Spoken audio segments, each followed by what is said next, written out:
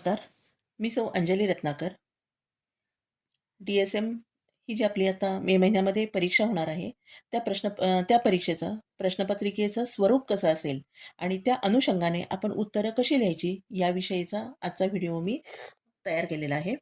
आता एकूण 4 प्रश्न असतात. त्या 4 प्रश्नामध्ये प्रत्येक प्रश्नात 5 उपप्रश्न असतात आणि त्या 5 पैकी कोणतेही 4 प्रश्न सोडवायचे असतात. म्हणजे एकूण 16 प्रश्न सोडवायचे. एका प्रश्नाला 5 मार्क्स असे एकूण 80 मार्काचा तुमची ही प्रश्नपत्रिका असते. आता त्यातला पहिला जो विषय आहे तो 113 नंबरचा शैक्षणिक व्यवस्थापन या विषयाचं प्रश्नपत्रिकेचं स्वरूप जे आणि उत्तरपत्रिकेचं स्वरूप मी आजच्या व्हिडिओमधून अपलोड करेन. प्रश्न पहिला, व्रतविधान ही संकल्पना उदाहरणासह स्पष्ट करा. आता पहिल्यांदा व्रतविधान हे आपण त्याची व्याख्या लिहायची. हेतू व ध्येय हे अधिक नेमकेपणाने स्पष्ट करणारे एक व्यापक विधान प्रत्येक संस्था निश्चित करते, त्यालाच व्रतविधान असे म्हणतात किंवा तेव्हा ब्रीदवाक्य असंही म्हटलं जातं पहा. उदाहरणार्थ, रयत शिक्षण संस्थेचं व्रतविधान काय आहे तर स्वावलंबी शिक्षण हेच आमचे ब्रीद. आता इथं काय लिहिलंय, ही संकल्पना उदाहरणासह स्पष्ट करा. किंवा काही वेळेस असा प्रश्न विचारला जातो की तुमच्या शाळेचं व्रतविधानाचं स्पष्टीकरण द्या. मग आता स्वावलंबी शिक्षण हेच आमचे ब्रीद. मग विद्यार्थी स्वावलंबी व्हावा यासाठी शाळा काय काय उपाययोजना करते, काय काय उपक्रम राबवते, काय काय कार्यक्रम घेते याविषयीचं सविस्तर सगळं जे काही आहे ते आपण त्या उत्तरामध्ये लिहायचं आहे. कोणतंही तुमच्या शाळेचं स्वतःच्या शाळेचं जे व्रतविधान असेल तर ते व्रतविधानाप्रमाणे आपण काय करतो, शालेय कामकाज करत असतो. त्याचं सगळं स्पष्टीकरण आहे ते या उत्तरामध्ये आता दुसरा प्रश्न आहे, अभ्यासपूरक कार्यक्रमाचे नियोजन करताना कोणकोणत्या घटकांचा विचार करणे आवश्यक आहे. विद्यार्थ्यांचा आपण सर्वांगीण विकास करायचा आहे. त्यामुळे त्यामध्ये बोधात्मक, भावात्मक आणि क्रियात्मक. आपण बोधात्मक विकास करतोच आणि त्याबरोबर आपण अभ्यासेतर आणि अभ्यासपूरक अशा कार्यक्रम करत असतो. तर अभ्यासपूरक कार्यक्रमाचं नियोजन करताना आपल्याला कोणत्या घटकाचा विचार करायचा असतो. त्यातला पहिला आहे शाळेकडे असलेली साधनसामग्री, भौतिक सुविधा, आर्थिक तरतूद, मनुष्यशक्ती आणि कालावधी. हे मी फक्त पॉईंट्स दिलेले आहेत. या प्रत्येक पॉईंटचं काय करायचं आहे तर विश्लेषण करायचं आहे. अंदाजे आपल्याला 1 पेज उत्तर अपेक्षित आहे. कारण उत्तरपत्रिकेचं पेज जे असतात तर 20 पेज असतात आणि आपल्याला 16 प्रश्न लिहायचे असतात. त्यामुळे अंदाजे 1 ते सव्वा पेज उत्तर अपेक्षित आहे. ह्या प्रत्येक मुद्द्याचं आपण काय करायचं तर विश्लेषण करायचं आहे. त्यानंतर पुढचा जो प्रश्न आहे, शालेय शैक्षणिक कार्याची विभागणी स्पष्ट करा. आपण जे आता शालेय कामकाज करतो तर ते कामकाज कुठल्याही एक मुख्याध्यापक करू शकत नाहीत किंवा कोणतेही शिक्षक करू शकत नाही. तर त्यासाठी आपल्या कामाची विभागणी केली जाते. तर ती विभागणी कशी असते तर पहिल्यांदा मुख्याध्यापक हे सगळी विभागणी करतात. त्यामध्ये व्यक्तीनुसार आहे. मग त्यामध्ये परत 2 विभाग पडतात. एक पदाधिकारी, त्यामध्ये उपमुख्याध्यापक असतात, पर्यवेक्षक असतात, शिक्षकेतर अधिकारी. अनौपचारिक प्रमुखामध्ये विविध विषयाचे विभाग प्रमुख असतात. मग इथं सांस्कृतिक विभाग प्रमुख असेल, क्रीडा विभाग प्रमुख असेल, सहल विभाग प्रमुख असेल, हे सगळं त्यामध्ये येत आहे. समितीनुसार त्यामध्ये पहिलं वैधानिक समित्या, शाळा समिती, विद्वत परिषद, सुसूत्रता समिती. त्यानंतर अनौपचारिक समित्यामध्ये कायमस्वरूपी शिस्त समिती, क्रीडा समिती, सहल समिती, तत्कालीन स्नेहसंमेलन, दिनविशेष महोत्सव इत्यादी. या पद्धतीने काय केलं जातं तर शाळेचे कामकाजाची जी आहे ती विभागणी केली जाते. प्रश्न चौथा, वर्ग व्यवस्थापनामध्ये कोणकोणत्या बाबीचा समावेश होतो. त्यामध्ये दुबार शाळा पद्धतीतील वर्ग वाटप, म्हणजे शाळा जर 2 सत्रामध्ये भरत असेल तर कशा पद्धतीने वर्ग वाटप केलं जातं. वर्ग खोल्यांचे वर्गवार वाटप, शिक्षकांचे वाटप, विद्यार्थ्यांची आसन व्यवस्था, संदर्भ ग्रंथ, शैक्षणिक साहित्य व इतर उपयुक्त साहित्य आदींची उपलब्धता, देखभाल व पर्याय तरतूद, ह्या सगळ्या गोष्टीचा विचार करून वर्ग व्यवस्थापन केलं जातं. त्यानंतर प्रश्न दुसरा, यामध्ये पण 5 प्रश्न असतात. त्यापैकी कोणतेही 4 प्रश्न लिहायचे. रजेवरील शिक्षकांच्या तासिकांचे विनियोजन करण्यासाठी उपाययोजना सांगा.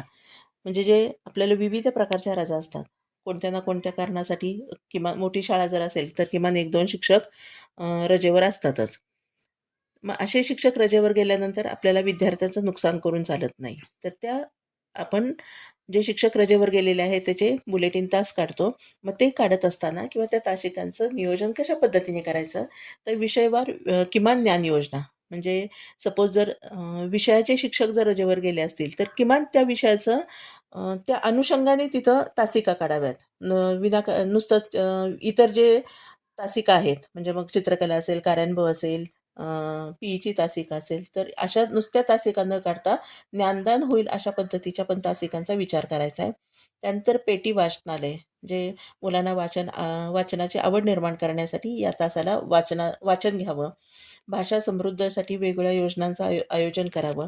आकलन चाचणी, स्मरण चाचणी, निरीक्षण चाचणी, सामान्य ज्ञान चाचणी अशा वेगवेगळ्या चाचण्यांचा वापर करून या ठिकाणी मुलांची त्या तासिका ज्या आहेत त्या तासिकाला काहीतरी चांगल्या पद्धतीचं मुलांना येईल किंवा चांगल्या पद्धतीचं मुलांचं मूल्यमापन होईल अशा पद्धतीचं नियोजन करावं. किंवा आकाशवाणी, दूरचित्रवाणी कार्यक्रम, फिल्म शो, टेप रेकॉर्डर इत्यादीतून मनोरंजन करायचं आहे का? आणि ज्या काही बुलेटिन तास आहे त्या तासाचा चांगल्या पद्धतीने विनियोग करायचा आहे. त्यानंतर दुसरा प्रश्न आहे, तुमच्या दृष्टीने आदर्श शिक्षक कसा असावा? आता ह्यात भरपूर लिहिता येईल, तरी फक्त मी पॉईंट्स थोडे दिलेले आहेत. की पहिलं महत्त्वाचं आहे, चारित्र्यसंपन्न व संवेदनशील निस्पृह वृत्तीचा असावा. विद्यार्थ्याबद्दल नितांत प्रेम असावं. त्यांना अद्ययावत विषयाचे ज्ञान असणारा, सर्जनशील, कल्पक जिद्दीचा, निर्भय, आशावादी, जाज्वल, राष्ट्राभिमान, अन्यायाची चीड असणारा. आणि अजून तुम्हाला मुद्दे, कारण हा उपयोजनात्मकच प्रश्न आहे, आपण अजून भरपूर त्यामध्ये लिहू शकतो. त्यानंतर पुढचं आहे, अभ्यासपूरक कार्यक्रमाच्या निवडीचे निकष सांगा. त्या शाळेचे वृत्तविधान. मगाशीच मी सांगितलं की रयत शिक्षण संस्थेचं व्रतविधान जे आहे, स्वावलंबी शिक्षण हेच आमचे ब्रीद. मग आता आपण शाळेचे अभ्यासपूरक कार्यक्रम करताना की विद्यार्थ्यांना स्वावलंबी करायचं आहे. मग यासाठी पहा, आपण आठवडी बाजार जसा भरतो त्या प्रकारे त्या पद्धतीने आपण बाजाराचं आयोजन करू शकतो. किंवा टाकाऊपासून टिकाऊ वस्तू तयार करायला शिकवू शकतो. किंवा पहा, ह्याच्यात गणपतीची मूर्ती तयार करायला किंवा नागपंचमीला नागोबा तयार करायला, असं वेगवेगळे वस्तू त्यांना तयार करायला शिकवायच्या. आणि त्याची विक्री करून त्याच्यातून आपण अर्थसहाय्य मुलांना पण करू शकतो. म्हणजे या पद्धतीनं शाळेचं जे व्रतविधान आहे त्या अनुषंगाचा आपण विचार करू शकतो. त्यानंतर 10 गाभा घटक आहेत, त्यातून आपण मुलांचा सर्वांगीण विकास करायचा आहे, त्याचाही विचार करायचा. त्यानंतर राष्ट्रीय शिक्षण प्रणाली आहे, नैमित्तिक घटकांची दखल आहे, या सगळ्या गोष्टींची विचार करायचा आहे. आणि मग आपण अभ्यासपूरक कार्यक्रम जे आहेत ते निवडायचे आहेत. त्यानंतर पुढचं आहे, मतिमंद मुलांच्या पालकांना तुम्ही कसे मार्गदर्शन कराल? की आता शाळा जी आहे की वंचित मुलांना आपण शिक्षण प्रवाहात आणणार आहे. आणि त्यामध्ये वेगवेगळ्या प्रकारचं जे अपंगत्व आहे, मग ते मानसिक असेल, शारीरिक असेल, बौद्धिक असेल, ही सगळी मुलं जी आहेत ते आपल्याला शाळेत येणार आहेत. आणि आपण त्यांना शिकवायचं आहे. किंवा आपण त्यांच्या पालकांना, किंवा तो मुलगा जर आपल्या सर्वसामान्य शाळेमध्ये शिकण्यास योग्य नसेल तर आपण पालकांना तसं योग्य पद्धतीने मार्गदर्शन करायचं आहे. आता मतिमंद जर मुलगा असेल तर त्या पालकांना मार्गदर्शन कसं करायचं आहे? तर मतिमंदता हा औषधाने बरा होणारा आजार नाही आहे. कोणत्याही औषधाने बुद्धी गुणांकन वाढत नाही, ही मानसिक तयारी करणे. आता इथं पालकांना आपण म्हणजे भीती घालायची नाही किंवा निगेटिव्ह सांगायचं नाही, पण जे रिअल आहे ते आपण पालकांना समजून सांगायचं आहे. कारण बऱ्याच वेळेस काय होतं, तर विनाकारण मग वेगवेगळ्या दवाखान्यात गेले जातात किंवा कोणी काही खोटी माहिती सांगितली जातं आणि पालकांचा पैशाचा अपव्यय होतो किंवा पालकांचे मानसिक खच्चीकरण होतं. त्यासाठी रिअल ज्या गोष्टी आहेत त्या आपण पालकांना समजून सांगायच्यात. आणि मग तिसरा पॉईंट काय आहे, की वैदू असेल, साधू, फकीर, उपास-तापास इत्यादीच्या आहारी पालक जातात, तर ते जाऊ नये त्यासाठी मार्गदर्शन करायचं आहे. त्यानंतर मुलांकडून अवाजवी अपेक्षा न करता त्यांना चांगल्या सवयी लावायच्यात. विशेष शाळेत घालण्याचे मार्गदर्शन करायचं आहे. म्हणजे मतिमंद मुलं जी आहेत ती सर्वसामान्य शाळेमध्ये त्यांना शिकताना खूप अडचणी येतात. त्यामुळे त्यांच्यासाठी विशेष शाळा आहेत त्या शाळेमध्ये घालण्यासाठी मार्गदर्शन करायचं आहे. मुलांची लाज वाटू देऊ नका, स्वतःला अपराधी समजू नका. म्हणजे पालकांना काही वेळेस मुलांची लाज वाटते किंवा आपलं काही चुकलं का काय असं वाटतं, तर तसं न वाटून देता की जसं आपलं मूल आहे तसं त्यांचा स्वीकार करा. त्यानंतर मुलांचं अतिसंरक्षण पण करायचं नाही आणि पूर्ण दुर्लक्ष पण करायचं नाही आहे. नंतर पहिलं मूल जर मतिमंद असेल तर दुसरं मूल होण्यापूर्वी वैद्यकीय तपासणी करून घ्यायची. मुलांविषयी सतत तक्रार करायची नाही. मुलांचा सांभाळ करण्यासाठी कुटुंबाची जबाबदारी आहे. ती फक्त एका आईचीच जबाबदारी नाहीये, तर कुटुंबातल्या सगळ्यांची मदत आवश्यक आहे हे आपण मार्गदर्शन करायचं आहे आणि मुलांचा आहार नियंत्रित ठेवायचा आहे. मतिमंद मूल जे आहे, तर त्याची भूक जास्त असते. मग त्याला खायला दिलं तर तो खातच राहतो. अशा वेळेस काय करायचं आहे, तर पालकांनी योग्य आहार की आपल्याला समजतं, की या मुलाचा आहार किंवा वयानुसार मुलाचा आहार किती असेल, हे आपल्या लक्षात येतं. त्या पद्धतीने काय करायचं तर मुलांचा आहार द्यायचा आहे. प्रश्न तिसरा. खालील प्रश्नांची उत्तरे लिहा. कोणतेही 4. त्यामध्ये पहिला प्रश्न आहे, 10 गाभा घटक सांगा किंवा 10 गाभाभूत घटक सांगा. पहिला, भारतीय स्वातंत्र्य चळवळीचा इतिहास. दुसरं, संविधानिक जबाबदाऱ्या. 3, राष्ट्रीय अस्मिता जोपासणे. 4, भारताचा सामायिक सांस्कृतिक वारसा.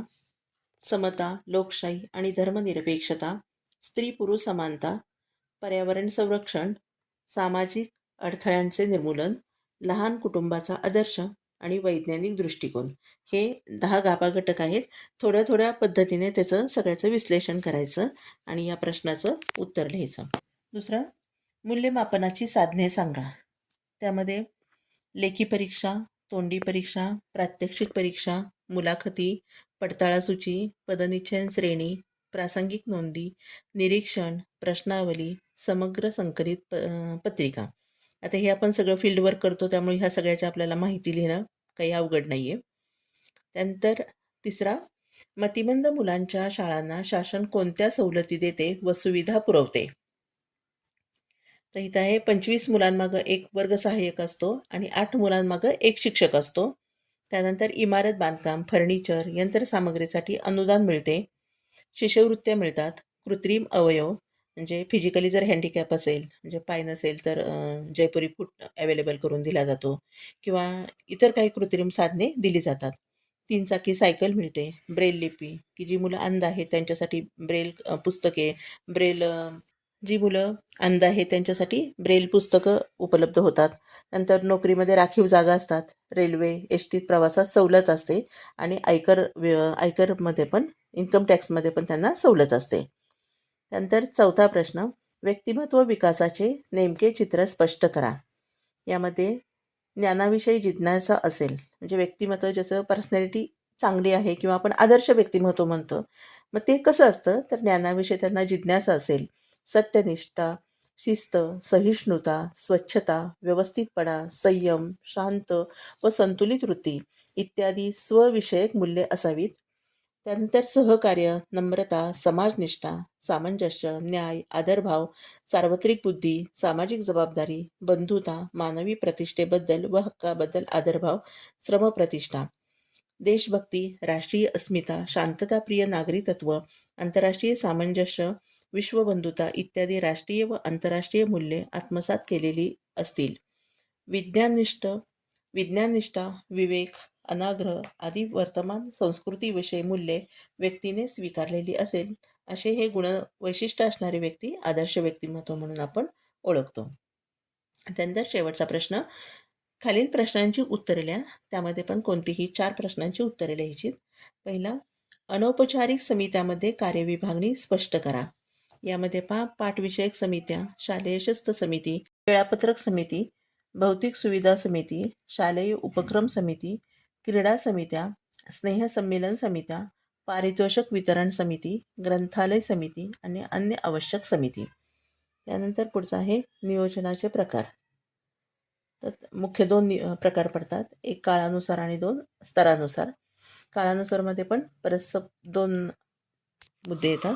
पहिलं, दीर्घकालीन नियोजन. त्यामध्ये काय काय येते तर भौतिक सुविधा, साधनसामग्री, व्रतविधान, पूरक कार्यक्रम, अभ्यासपूरक कार्यक्रम, आर्थिक तरतुदी, नवोपक्रम, मनुष्यबळाची गरज व विकास. अल्पकालीनमध्ये वार्षिक नियोजन, मासिक नियोजन आणि दैनिक नियोजन. स्तरानुसार शाळा, विभाग आणि व्यक्ती. त्यानंतर पुढचं आहे व्रतविधान निश्चितीच्या पायऱ्या सांगा. आपण जे व्रतविधान तयार करतो तर ते कोणत्या कोणत्या पायरीतून जावं लागतं किंवा कोणत्या टप्प्याने ते विधान तयार केलं जातं. शाळेतील सर्व घटकांना व्रतविधानाची आवश्यकता पटवून देणे. व्रतविधान घाईने छोट्या बैठकीत न ठरवता प्रत्येक शब्दाला अर्थ प्राप्त होईल अशा पद्धतीचं ते विधान ठरवणे. अनेक बैठका अनेक बैठका घेऊन व्रतविधानाला आकार देणे, बैठक मोकळेपणाने दिलखुलास घेणे व चर्चा करणे, गरजेप्रमाणे बैठकीची संख्या निश्चित करणे आणि व्रतविधान सर्वांनी स्वीकारल्याची खात्री करणे. शेवटचा प्रश्न, आदर्श प्रश्नपत्रिका कशी असावी?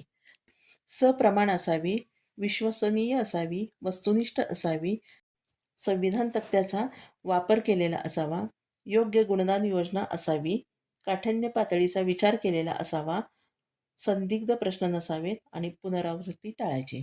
या अशा पद्धतीने प्रश्नपत्रिका आपण तयार करू शकतो. आता ही जी मी फक्त एक नमुना दाखल दिलेली आहे. ही प्रश्नपत्रिका आणि उत्तरपत्रिका पाहिल्यानंतर तुमच्या लक्षात आलं असेल की यापेक्षा सुद्धा आपण छान पेपर लिहू शकतो, कारण आपण सगळेजण आता कामकाज करतो.